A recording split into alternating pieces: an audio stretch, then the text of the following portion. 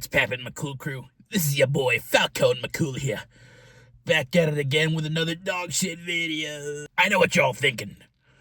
Why the hell are you doing a video right now? Well, unfortunately...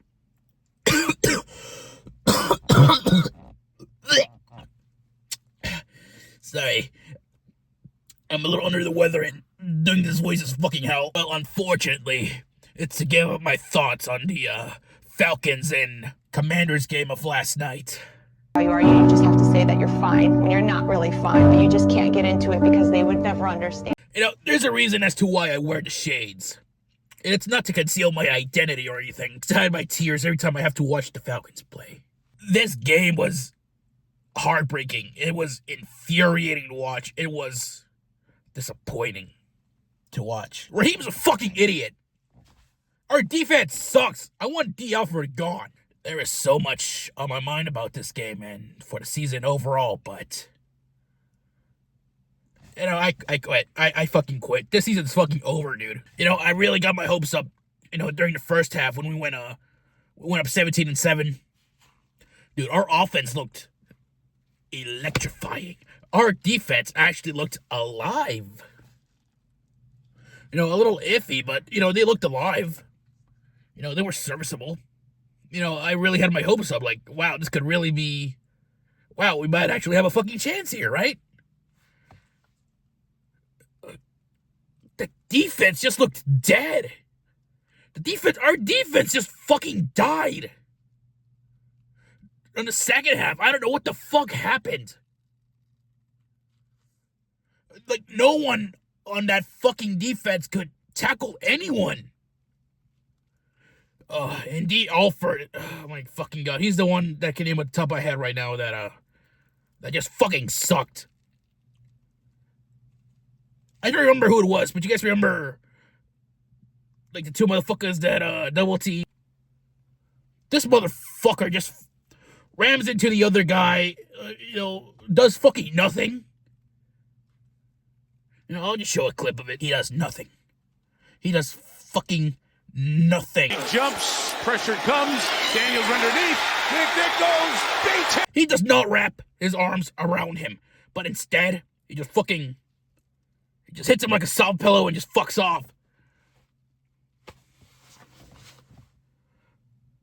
That whole defense just collapsed in on itself, man. Isn't Raheem supposed to be a defensive-minded coach? Why the fuck did our defense collapse? They actually look good in the first half. What the fuck happened? No one could make a tackle. Fucking quarterback did the exact same thing every fucking time. He just fucking ran it. I'm gonna go off on a tangent here. I fucking hate this new era of mobile QBs, man. It's probably fun for you all to watch, but it's so fucking infuriating when your defense is dog shit. And another thing. Before I get to the reason as to why I'm really, really fucking upset about this game. Michael Penix, I still believe he's the future. They chose a really, really bad fucking time to finally start him. My honest opinion, they should have started him. I don't remember who we played before the Broncos, but they should have started him there. At the very least, start him, you know, when we played against the Chargers. Because we chose a really, really bad fucking time to start him. Yeah, you can really tell he's a rookie. You know, he's not 100% accurate. He kept overthrowing the receivers. You know, maybe underthrowing, making some questionable mistakes. But overall, I like him a lot better than Kirk Cousins. I still believe he's the future. He just needs a lot of work. We need to build around him. You know, oh, shit. But like I said, we chose a really, really bad time to start him. But overall, I like what I saw. It was a good test for him against an actual team. I just hope we get to see more of that next year. But lastly, fucking Raheem. Fucking Raheem Morris costed us that goddamn game. I don't care what anyone says. We had 30 to 35 seconds left on the fucking clock on the fourth quarter. Now, perfect time to use a timeout after a huge catch by Darnell Mooney. But he doesn't use a timeout. He wastes 17 seconds. 17 valuable seconds for us to get more yards to get a field goal. We could have ended the game right fucking there. But he does not use his timeouts. We had 2. We had fucking 2. You know what's funny? I would hope he learned from that from before halftime. He did the exact same shit at the end of the second quarter. We had I'm pretty sure we had all 3 timeouts at that point. We could have at least tried to get another touchdown. Or at the very fucking least, make it easier for our backup kicker. I'm not going to blame our kicker, because he's just a backup, all right? He did what he could. And for what it's worth, it was really fucking close. That fucking field goal. That field goal. I want to be mad at him, but I know it's not right to be mad at him. Because it's fucking Raheem's fault. You should have used those timeouts better to get us more yards. But he kept trying to force the pass when we should have been running it. And that's what's infuriating. And then overtime happens, and we just fucking couldn't. Honestly, I want Raheem gone after this season. Beating in a school zone to kiss his dad. I'm pretty sure it's his fault that, we haven't been able to start Penix. We were 6-3. We were 6-3 at one point, man. The division was surely ours. And then that losing streak happened because they could not fucking bench him. He would not bench Cousins and start Penix. He had a viable scapegoat in Kirk Cousins. I don't know how many games it's been. Have you guys seen that stat where it's like 1 touchdown, 9 interceptions? Or whatever? Might be less, might be more than that, but I'm too drunk out of my fucking mind to remember. That's fucking embarrassing. How do you not bench that? Especially in the game against the Vikings. The only reason that I think he did not bench Cousins that game was to protect his fucking ego. Because they fucked the Vikings, remember? They fucked the Vikings out of a trade with Cousins. And, because, fucking Raheem has to keep an image or whatever. He started Cousins, to prove a point like, hey, no. We didn't fuck up in signing this injured old QB. Like, no. No, Minnesota's the suckers for accepting this deal. They're 13-2. No, 14-2, right? 4, 5, 6. Yeah, they're like 14-2 right now. Fuck. They're 14-2. And we're living by on a fucking up. I'm sorry. I'm drunk out of my fucking mind right now. Sorry if I keep going off on tangents or I'm not making any fucking sense, but Raheem's the reason why our season's fucked. It's not just Cousins, all right? Cousins a big part of that, but he should not have been on that field to begin with. Oh, he's our fucking coach.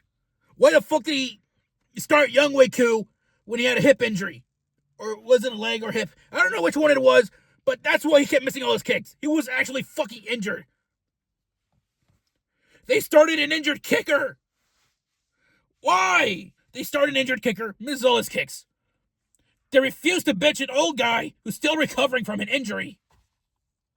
Making pick after pick after pick. No fucking results. 1 fucking touchdown out of the last, 7 games? Or 8? Whatever. Fuck. We were 6-3. But even at that point, I knew. I just fucking knew.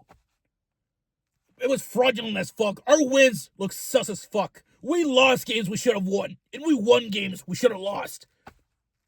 That 6-3 start was fraudulent, and I could see through it. That's the worst part about all this. I knew this team would fuck up. And the even worse part is I let myself believe that they could do something magical this season. But no. Fucking Raheem Morris just shit the bed when it mattered. Didn't use his timeouts. Started injured players. Could not make the hard decisions when he had to. He's a horrible head coach. I want him gone by next season. For what it's worth, I think we'll beat the Panthers next week, but I don't think the Saints have a chance in hell to beat the Buccaneers next week. They're playing in fucking Raymond James. That's like one of the worst parts about it. I have to root for the Saints. if we want to win the division. And they're not gonna win they're not gonna win that fucking game. They're not gonna want to win that game. The fans don't want them to win that game. Like, think about it. Like I said, the New Orleans Saints are our worst rivals, like our most hated rivals. Why the fuck would they want to win that game? Like, I know they're still playing against a division rival, a hated division rival, as a matter of that fact. But they hate us more than they hate Tampa. I can bet, like, my one remaining working testicle on that. Really, what's in it for them? You know, if they lose, they lose. They lose to the Bucks. They were already eliminated from playoff contention anyway, right? And they can still get a pretty good draft pick. If they win that game, what are they going to get? Nothing. They're going to get a worse draft pick. They're going to have to see their most hated rival win the division and get a wild card spot at number 4. They're not going to fucking want that. Like, no way in hell. And I don't want to root for those fuckers, but I kind of have to. Like, our season's just fucking over. That's what I'm trying to say here. Our season's just over. Yeah, that's about it. I just kind of wanted to rant here. I'm getting tired, and I'm still drunk as shit. Fuck. What I'm trying to say here is, fuck Raheem Morris. Penix is the future. Fire the GM. Build around Penix. And get us some fucking weapons on defense next year, because the season's over. We might as well just start rebuilding, or at least building on what we have right now. So yeah, that's about it. I'm cool out. Stay nasty, folks. I'm gonna fucking drink and drive! Looking for true love, looking for true love, looking for true love, wherever I go. Looking for true love, looking for true love.